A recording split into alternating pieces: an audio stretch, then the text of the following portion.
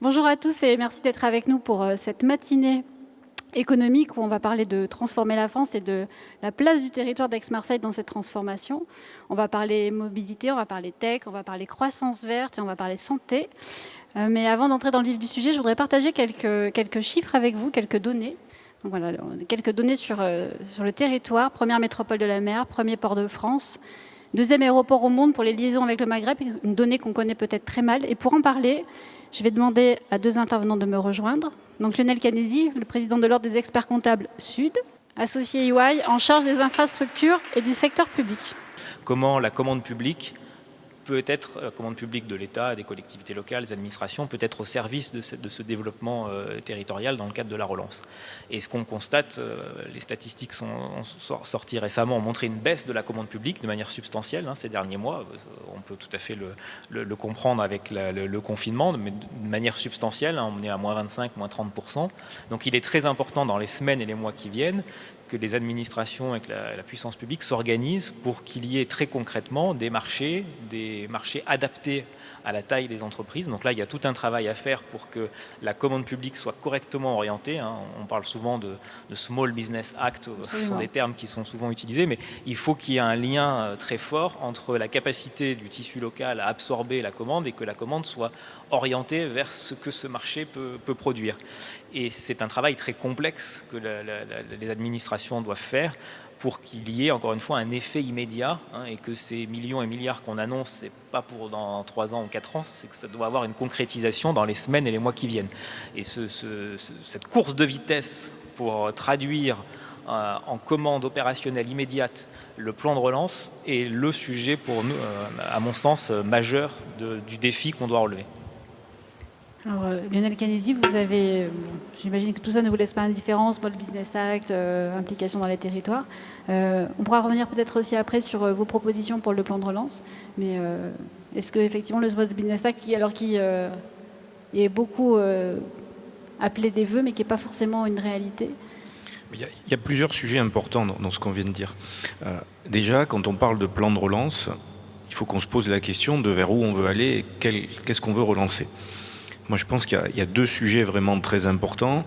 Il y a les investissements d'avenir, parce que qui dit plan de relance dit une relance à 10 ans au moins.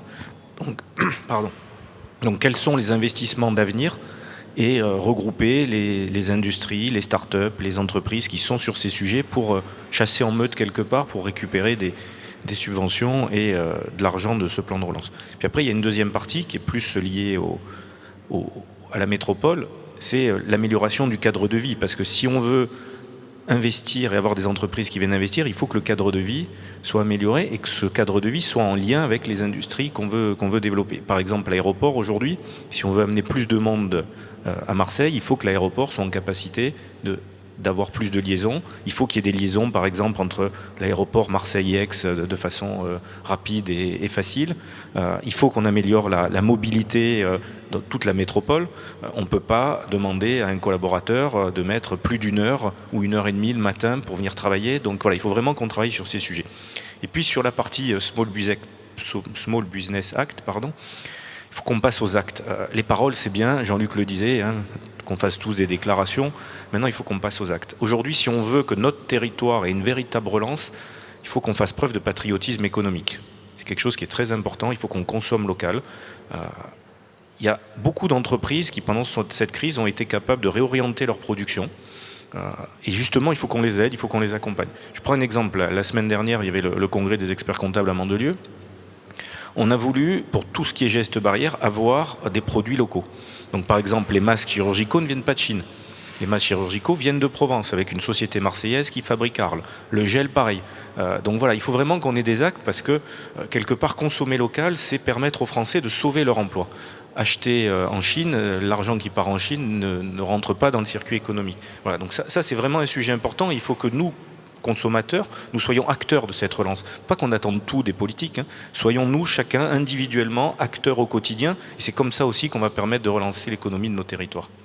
Sur la commande publique ? La commande publique, ça en fait partie, mais la commande publique, il faut aussi la simplifier, il faut aussi l'accélérer. C'est pas acceptable qu'une petite entreprise attende 90, 100, 150 jours pour être payée. Donc, mais pareil, il faut qu'il y ait une stratégie. Je suis pas persuadé que la stratégie doit venir des administrations. Quand on parle du nouveau commissariat au plan, je ne suis pas sûr que ça soit une solution du XXIe siècle. Est-ce que dans la Silicon Valley, il y a un commissariat au plan ? Moi, je pense qu'il faut libérer les énergies des entrepreneurs. C'est comme ça qu'on y arrivera. Il y a des projets extraordinaires, mais dans notre pays, malheureusement, un entrepreneur aujourd'hui, il part avec quelques boulets aux pieds parce qu'il y a une complexité administrative extraordinaire. Donc, libérons les énergies et les entrepreneurs, ils arriveront justement à faire bouger les choses. Si je vous demandais de répondre à la question qu'on pose ce matin, quelle est la place d'Aix-Marseille dans la relance économique française, ce serait quoi, Stéphane Manoukian ? Évidemment, étant donné que c'est une métropole européenne très importante, puisque comme je l'ai cité, Paris est une métropole monde, et puis ensuite en France on a Marseille et Lyon qui sont les deux métropoles européennes, c'est évidemment un rôle très important, ne serait-ce que par son poids économique et démographique. Donc, et le territoire a un certain nombre d'atouts qu'on a identifiés, qui vont être également des moteurs très importants. Moi j'insiste quand même, pour revenir sur la discussion qu'on avait sur la commande publique, c'est quand même des centaines de millions d'euros, voire davantage, qui sont injectés chaque année dans l'économie. Et comme ça a été dit, il ne faut pas que ça parte ailleurs enfin, le moins possible en dehors du territoire. Et donc pour ça, il y a vraiment un gros travail à faire pour faire le lien entre le tissu économique local et la commande publique. C'est vraiment dommage de passer à côté, surtout que le plan de relance va se traduire par de la commande publique additionnelle. Donc si encore une fois elle part ailleurs, l'intérêt est relativement limité. Nel Kennedy, la réponse à la question, pareil.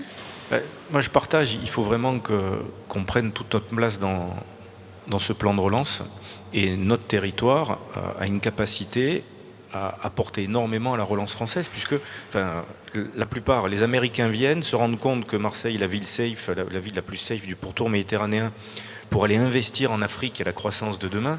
Et il faut aussi qu'on en soit persuadé, qu'on prenne ce sujet à fond.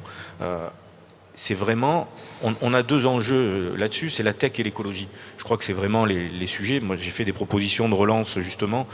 Si on veut rêver la France de dans 10 ans, de dans 15 ans, on ne peut pas faire l'impasse sur tout ce qui est technologie, nouvelles technologies, que ça soit sur le numérique, que ça soit sur les biotech, que ça soit sur la pharma, enfin, sur l'ensemble des sujets, et de verdir aussi notre économie. Je crois qu'on doit tous avoir comme leitmotiv de transmettre à nos enfants une France et un monde, une terre qui sera meilleure que celle qu'on a trouvée. Donc voilà, je crois que c'est des sujets qui sont vraiment très importants. Très bien.